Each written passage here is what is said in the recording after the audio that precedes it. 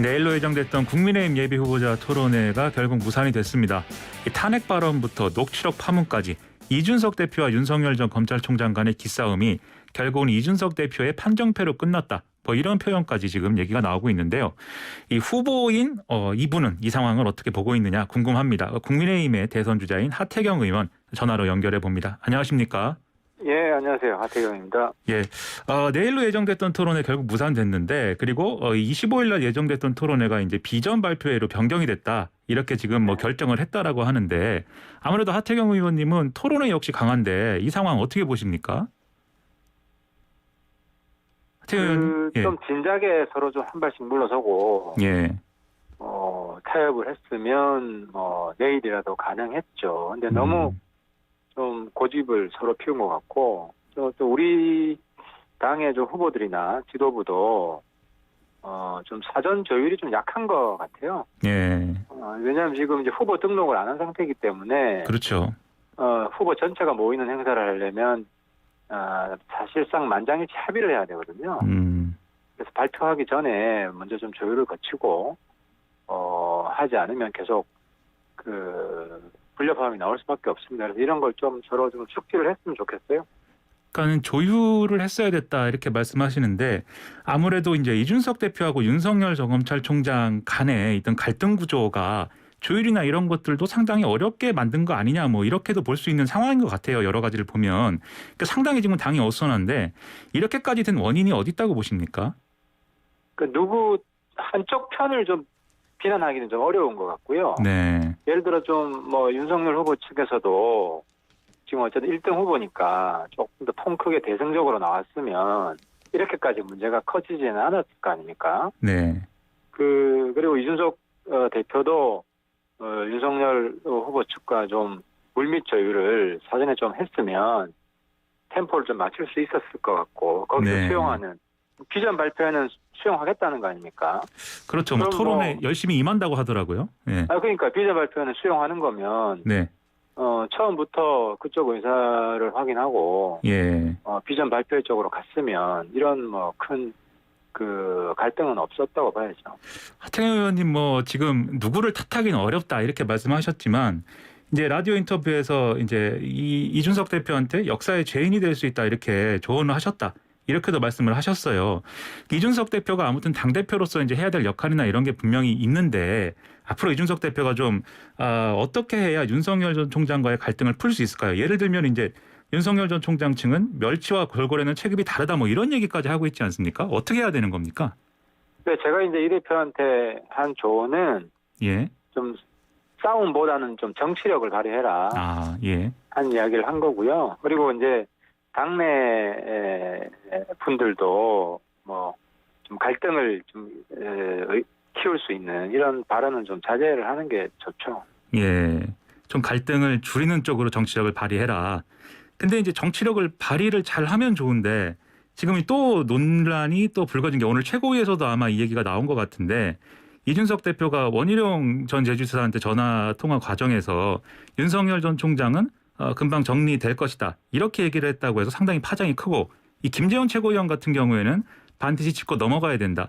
이런 입장까지 보였거든요. 이 하태경 후보 입장에서는 이 상황 어떻게 보십니까? 저는 원희룡 후보가 좀 더티 플레이했다고 봐요. 더티 플레이였다. 왜냐하면은 사적인 통화지 않습니까? 그렇죠.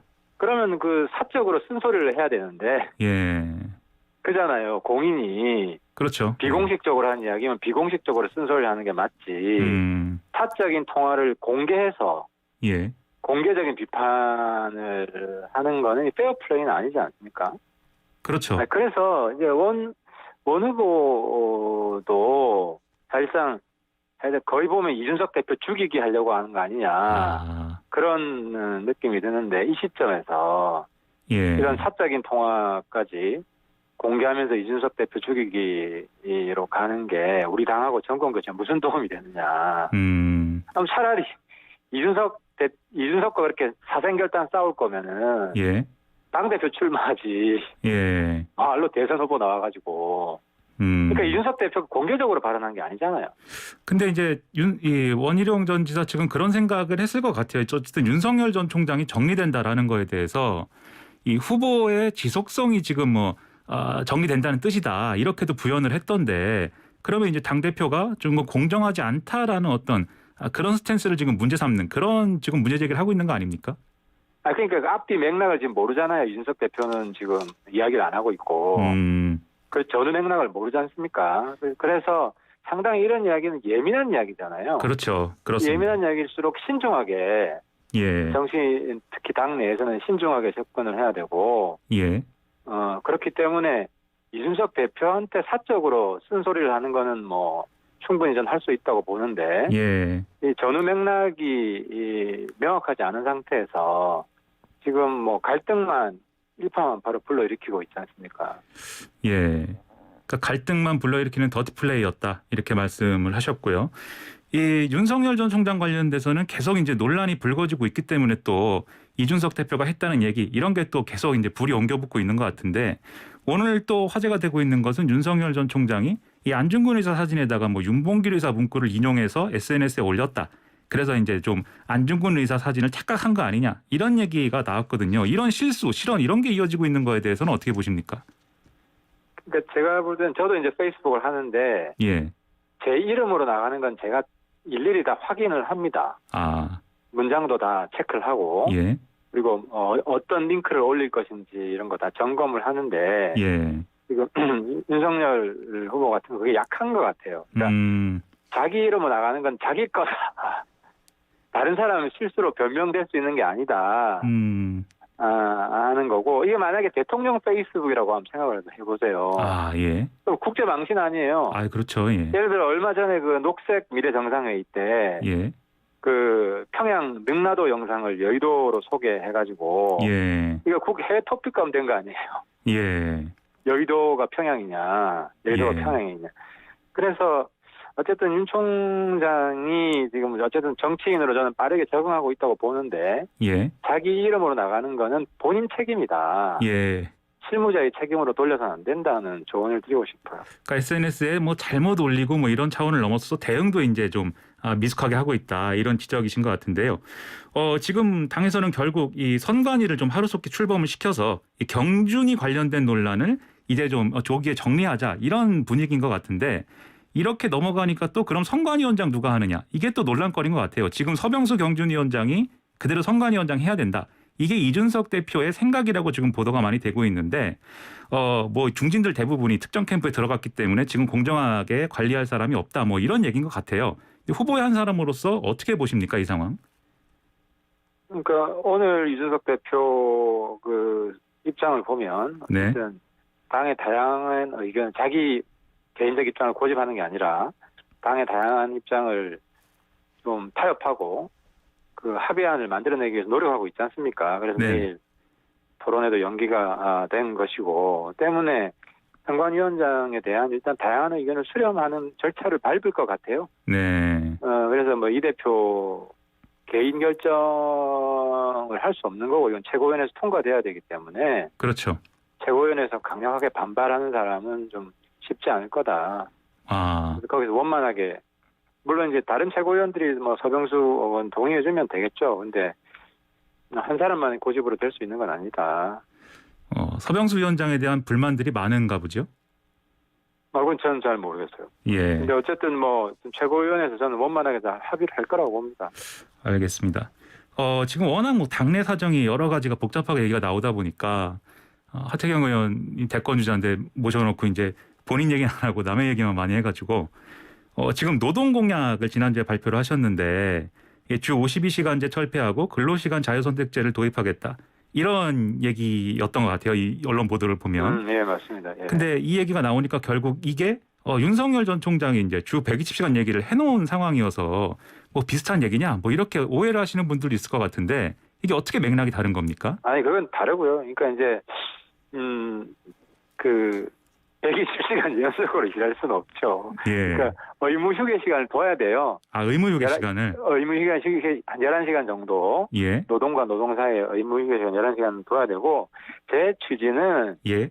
이게 노동 시간을 획일적 규제, 법적 규제로 하겠다는 거는 획일적 공장 시대, 공장제 시대에 맞는 이야기예요. 예. 컨베이어 벨트가 계속 기계에 사람이 노동 시간을 맞추는 시대. 근데 지금은 4차 산업혁명 이야기 나오고 유연 노동이거든요. 재택근무도 하고 그죠? 예. 어떤 직종은 일을 몰아서 많이 하기도 하고 또 중간에 일이 없으면 쉬고 이렇게 탄력적으로 일을 하지 않습니까? 예. 그러니까 지금 그 과거 이제 기계산업 등 이런 공장제 시대가 지금 저물고 있잖아요. 그래서 그렇습니다. 지금 네. 그 때문에 유연 노동 시간제가 지금 새로운 시대 노동 형태고, 예. 그래서 시간에 대한 것도 좀 유연하게 해야 된다는 거죠. 그래서 예. 기본적으로는 지금 52시간제를 하되 예. 어떤 업종은 일을 더 해야 되는 업종도 있잖아요. 그렇게들 얘기하는 부분이 있죠. 예. 아니 그리고 예를 들어서 뭐 알바를 3개, 4개 하는 경우도 있잖아요. 예. 예를 들어 수입이 작아서 일을 더 해야 될 수도 있고. 예. 그런데 자기 회사에서는 일을 못 하니까 2잡, 3잡을 막 뛰기도 한단 말이죠. 그럼 사람들을 훨씬 더 힘들게 하는 거잖아요. 그래서 그리고 주 52시간제가 이 감옥 가요, 여기면. 때문에 이게 형사처벌이에요. 예. 업주가. 예. 때문에 이제 또 저녁 되면 컴퓨터가 꺼져요. 주 52시간제가 문제가 있기 때문에 좀 근로시간을 획일적으로 하면 안 된다는 거죠. 그래서 원하는 사람은 자기가 그 업주가 동의하면 그 일하는 시간을 좀 늘릴 수도 있고 좀 다른 시간에 할 수도 있고 이런 자유를 좀 줘야 된다는 거죠. 예. 지금 이제 하태경 의원 이제 대권 주자로서 열심히 이렇게 공약도 발표하시고 하시는데 사실 지지율은 많이 이제 오르지 않고 있는 것 같아요. 여론조사상. 앞으로 좀 여론조사상 지지율이 많이 오르려면 어떻게 해야 될까요? 많이 좀 응원해 주십시오. 저도 많이 응원해야 한다. 좀 하겠습니다. 네. 예. 이게 이제 아직 레이스가 많이 남았기 때문에요. 사실 공식적으로 시작도 안 한 거예요. 예, 시작도 안 한 겁니다. 그래서 우리가 11월까지이기 때문에 저는 시간은 어느 정도 있다고 보고 변화의 계기는 저는 충분히 있다고 생각을 합니다. 그리고 지금 후보들의 이제 민낯이 하나씩 둘씩 드러나고 있잖아요. 실수하는 분들도 나오고. 그렇죠. 하기 때문에 국민들 평가도 좀 달라질 수 있다고 생각합니다. 알겠습니다. 앞으로 하태경 의원의 진면목을 어떻게 볼 수 있을지 기대를 해보면서 오늘은 여기까지 하겠습니다. 오늘 말씀 고맙습니다. 예, 감사합니다. 지금까지 국민의힘 하태경 의원이었습니다.